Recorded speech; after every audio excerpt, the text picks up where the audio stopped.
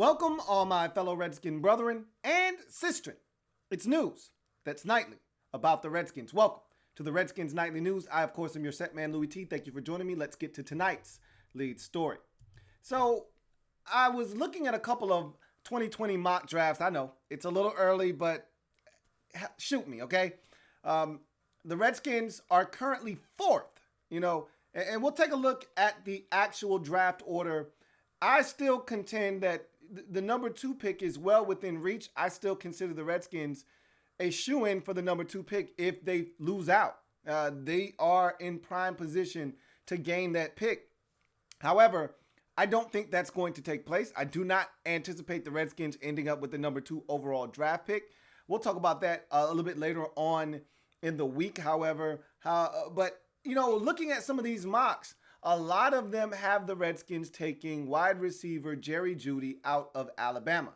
I don't have a problem with that, but it got me to thinking, what's the Redskins' biggest need? Because wide receiver definitely isn't it. Now, we do need another target opposite of Terry McLaurin to add to the mix, but wide receiver isn't our biggest need. But I'm all about taking best player available when you're drafting inside of the top 10. It's not just about need. It's about also taking the best player available. Now, also, that player should fit need as well. You'd like to kill 2 birds with 1 stone.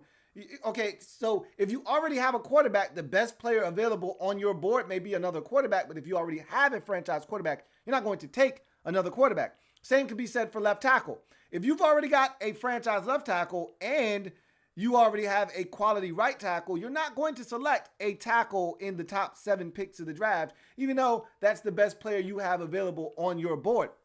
So again, it has to make sense for what fits your roster. So the Redskins are in a position where if they don't get the number 2 pick in the draft, and Chase Young will probably be off the board at that point, and you're not looking to draft a quarterback, there are going to be other positions available. What makes the most sense to you? What's the Redskins' biggest need?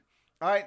And what I'm really asking you is different than who would you draft with the first pick in the draft for the Redskins. Not asking you who you would take. Let's say the Redskins end up with the 5th overall pick in the 2020 NFL draft. I'm not asking you who you would take 5th overall. What I'm asking you is what's the biggest need? So if I said you get to pick one player, period, in this entire draft, one position, all right, that's it. You don't get any more players. You don't get to stockpile picks. You don't get to take players later on in the draft. You get one selection in this draft. You get to take one position.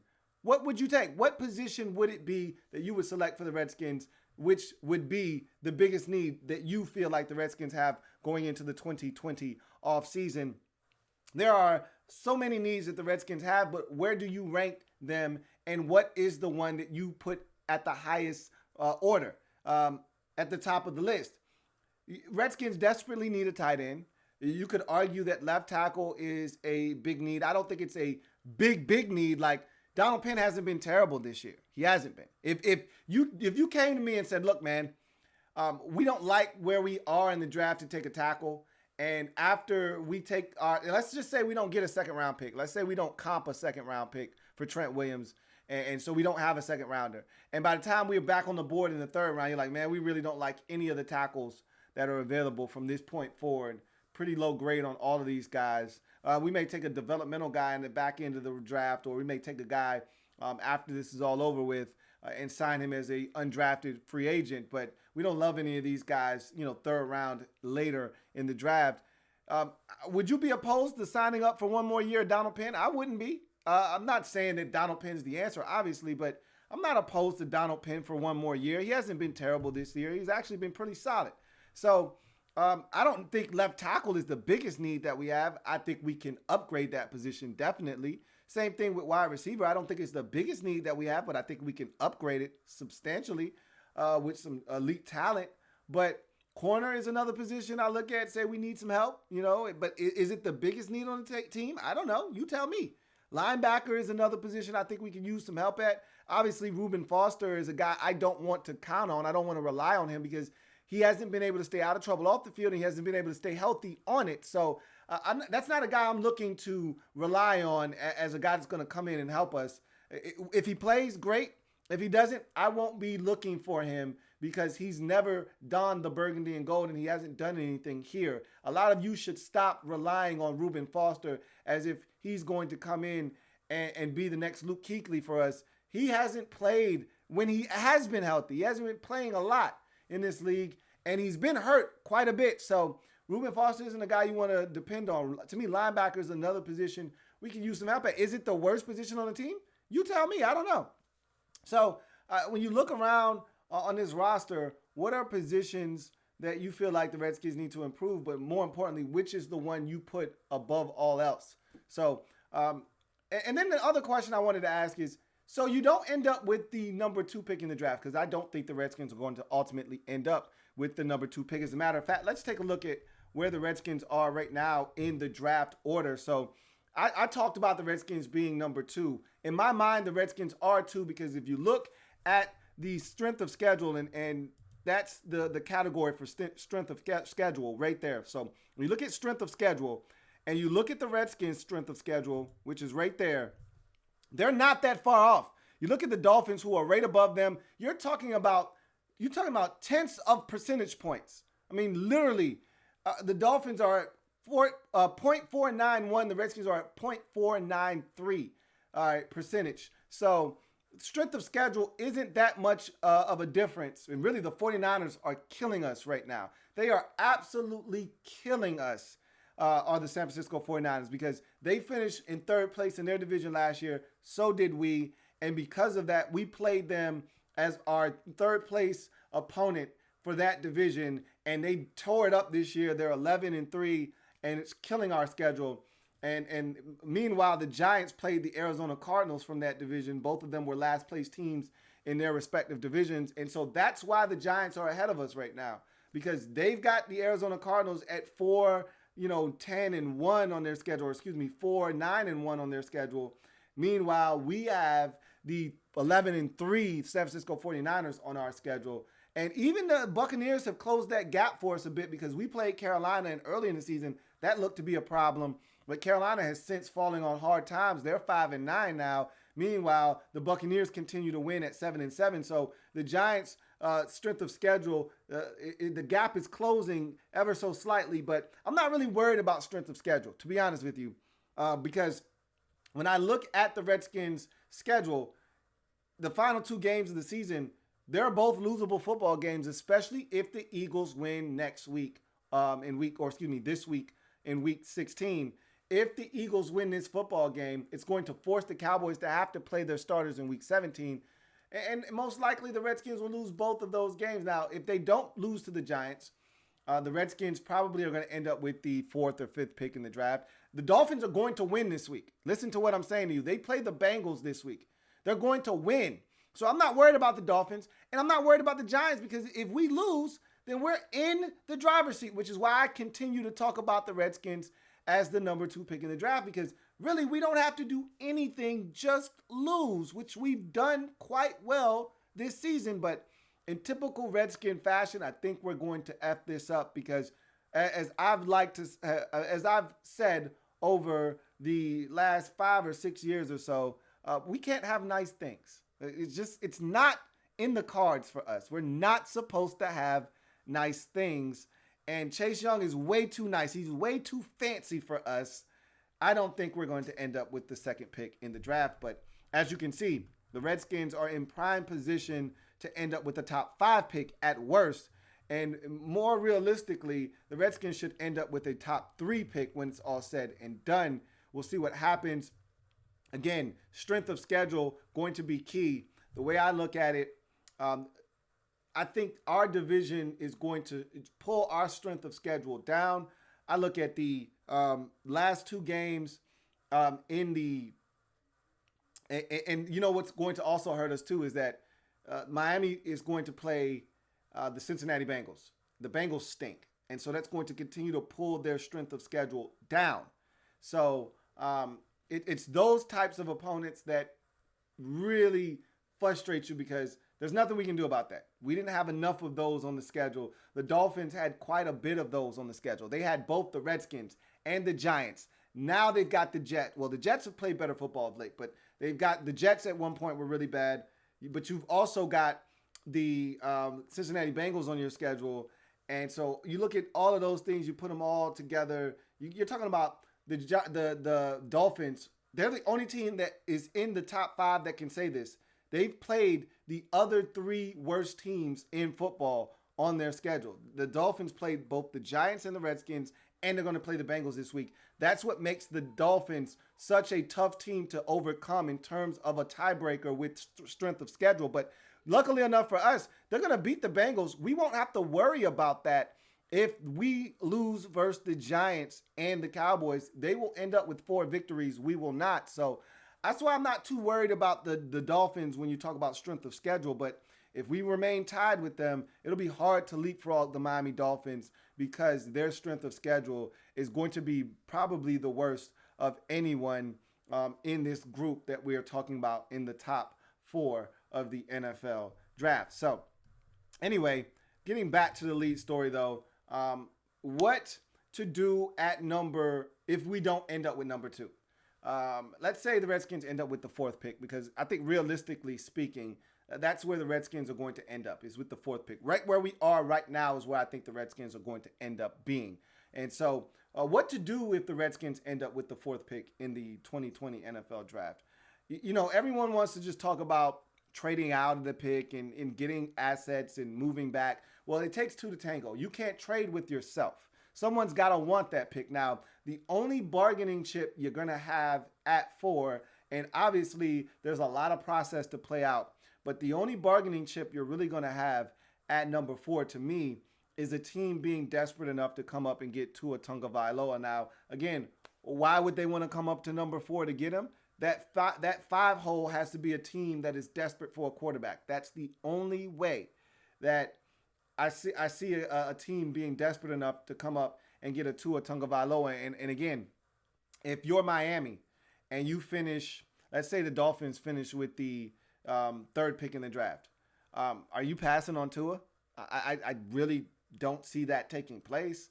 So in my mind, it would go Joe Burrow, Chase Young, Tua Tagovailoa, and then now the Redskins sit there what to do at number 4. Obviously, that's why everyone has the Redskins mocked to take a wide receiver in Jerry Jeudy, because you get the best value at that pick as possible, and everyone seems to think that that's the best value. I'm not going to disagree with them at this very moment, but again, once I start doing a deep dive into the draft, I may have a totally different opinion. Maybe the value is with Jeff Okudah out of Ohio State, the cornerback. Maybe the best value for me is someone else. I know a lot of people say, hey, let's get, trade back, because Simmons is too high for the hybrid linebacker / safety out of Clemson, Simmons. It's way too high. 4 is way too high for him. But again, you know how I feel.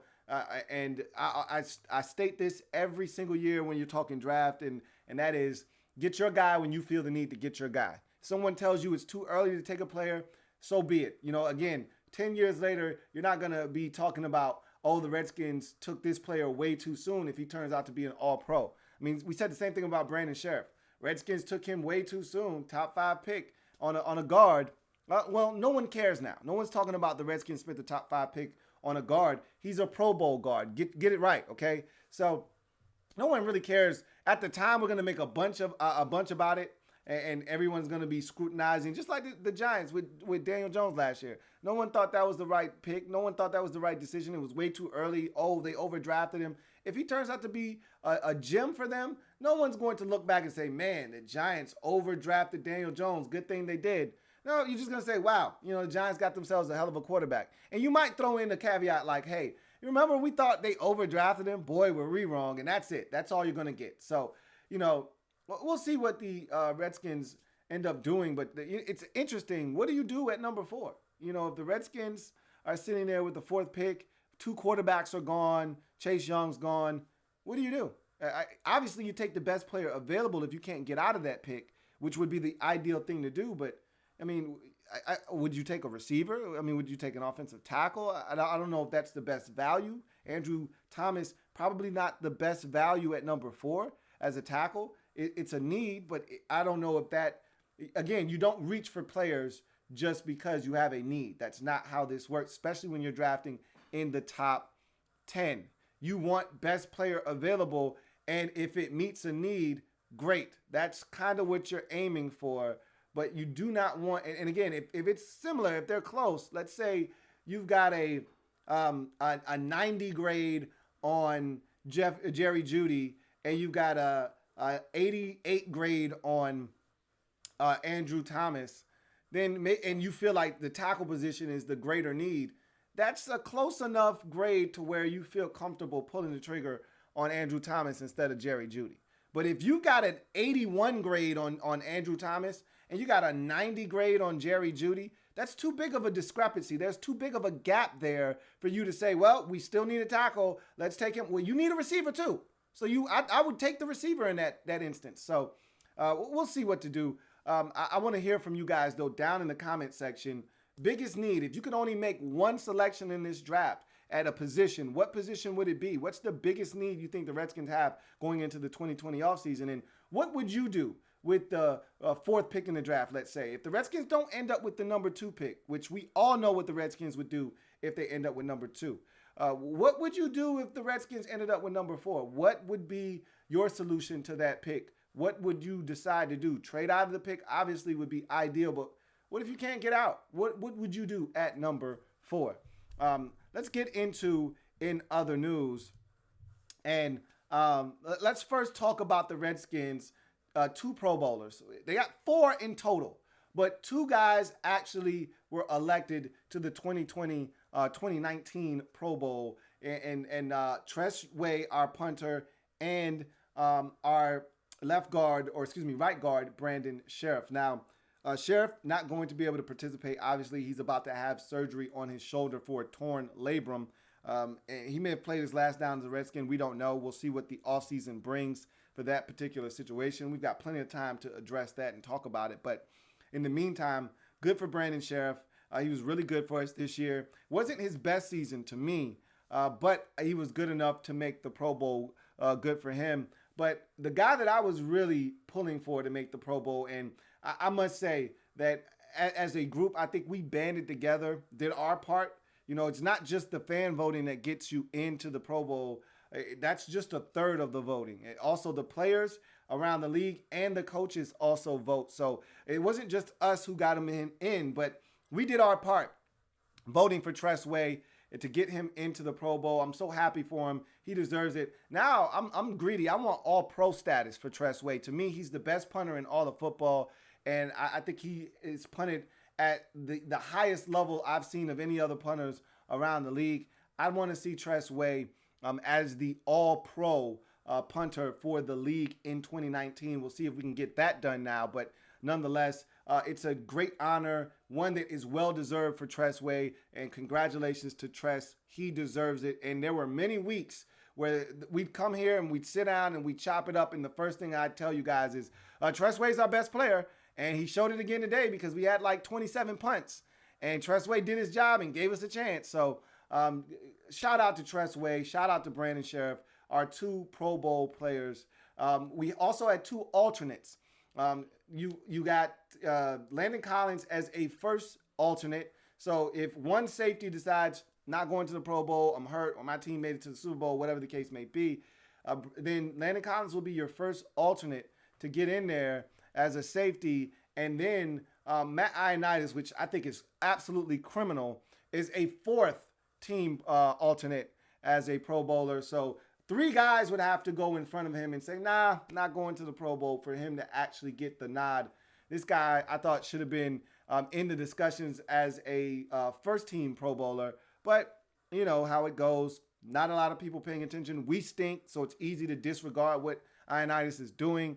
We're not on the national stage because we are garbage. And so not a lot of people know what he's doing out here other than Redskins fans. So it's unfortunate that his production is going somewhat unnoticed. He's an unsung hero on this defense. But we know what Matt Ioannidis' value is and what he brings to the table. And I'm just glad that he got some kind of recognition for what he's done this season. I thought it should have been a lot more, but it is what it is. He's a 4th alternate in the 2019 NFL Pro Bowl. We'll see if he ultimately ends up making the trip to the Pro Bowl or not. So with that business out of the way, we had press conferences today. Wednesday means we heard from interim head coach Bill Callahan, as well as starting quarterback Dwayne Haskins. We'll start with Callahan. He had a lot to say about Haskins and his development, so we'll start there.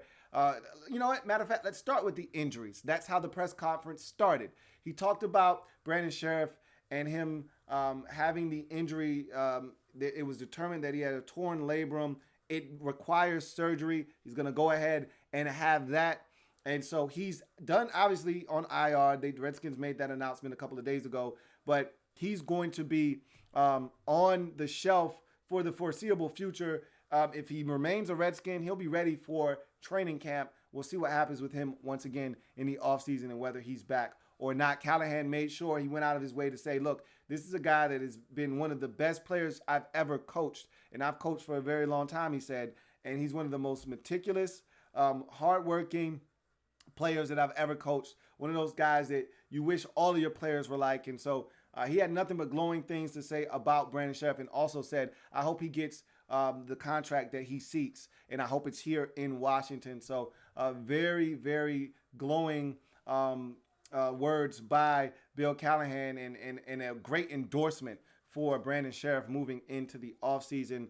He also talked about Dwayne Haskins and his development, said that Haskins has grown leaps and bounds since the last time he saw this Giants football team back in week number 4. We all remember that was the first time we all saw Dwayne Haskins in an NFL game in the regular season. It was not pretty, but nonetheless, Dwayne has come a long way. Callahan stated that, said, look, his ability to manipulate the pocket, his ability to get outside the pocket, his ability to process what the defense is trying to do to him, his ability to get to the check down quickly within timing and rhythm of the play. All of these things have gotten exponentially better since the last time he hit the field. His growth is ridiculous to where he started to where he is now. And so he's really excited about what Haskins has done throughout his entire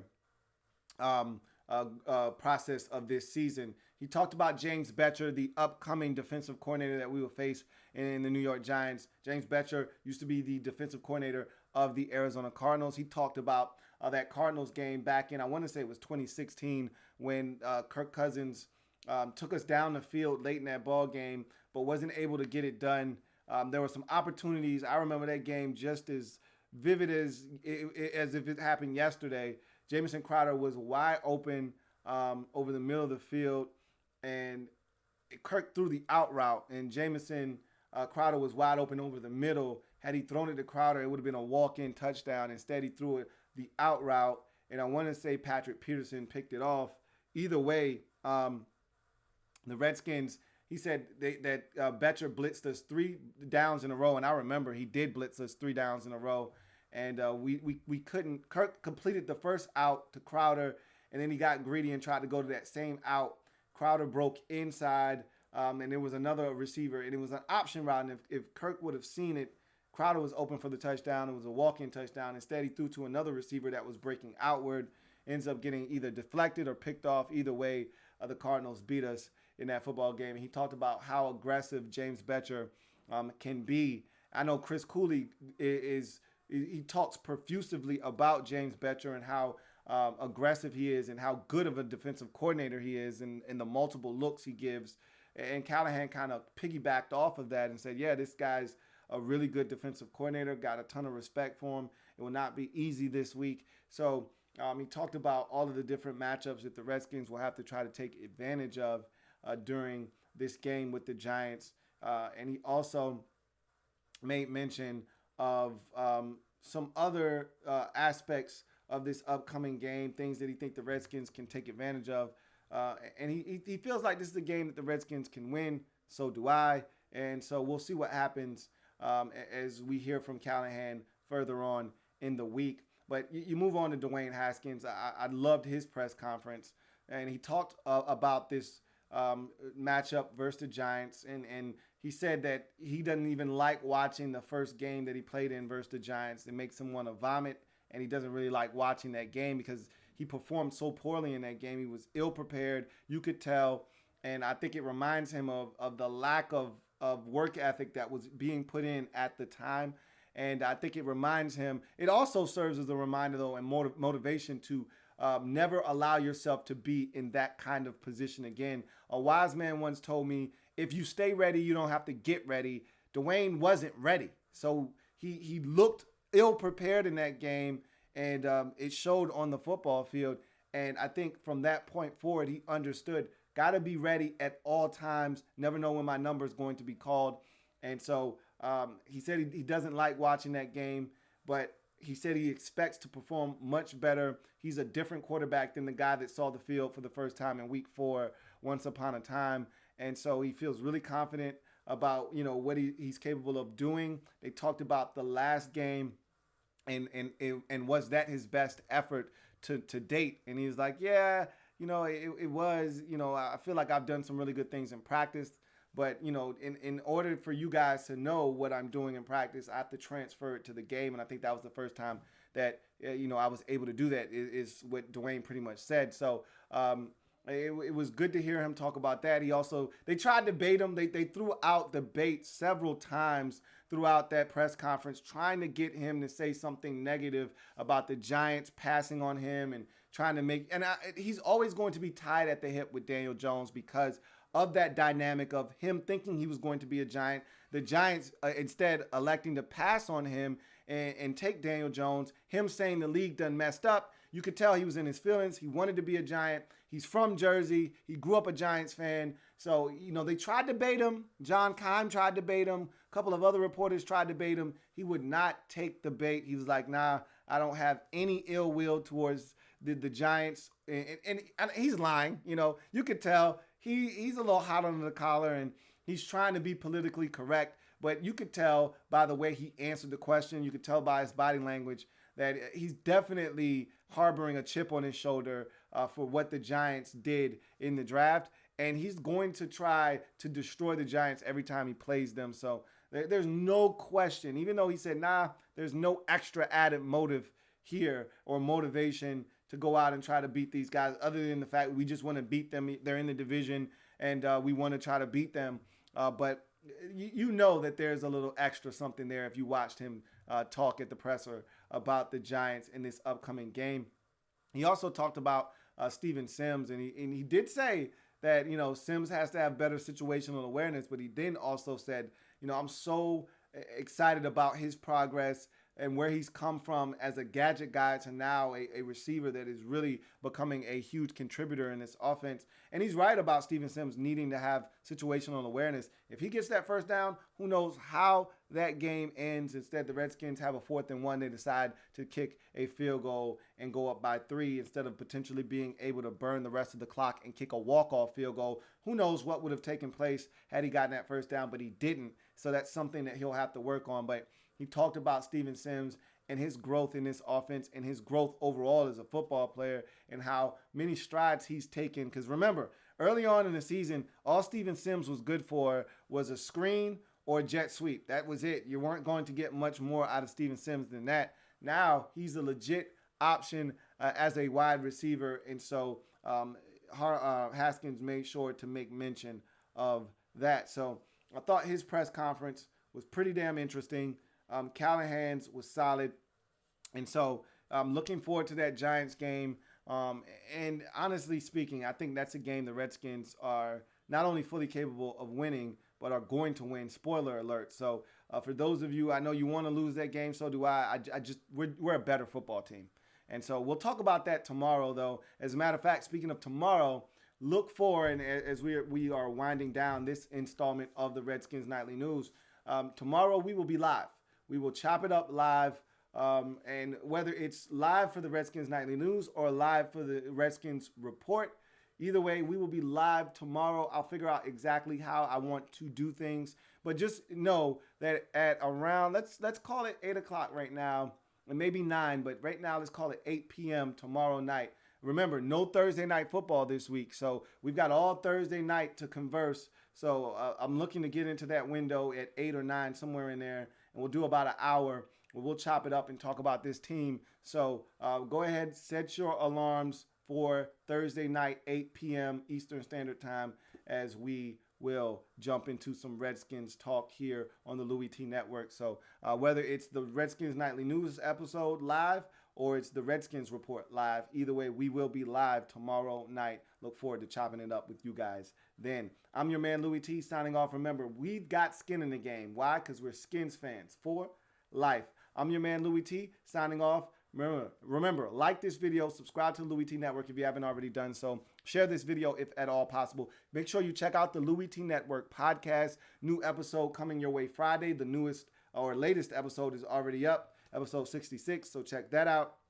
But this has been the Redskins Nightly News. I'll see you guys tomorrow. And I'll be live a lot of the night as we'll be jumping into and I know this has nothing to do with the Redskins because we're not in the playoff picture, but we'll be talking AFC playoff picture, NFC playoff picture, and we'll be live to do both. So join me for that later if you would. I'll see you guys tomorrow, though. If you don't join me, have a good one. Take care. Louie.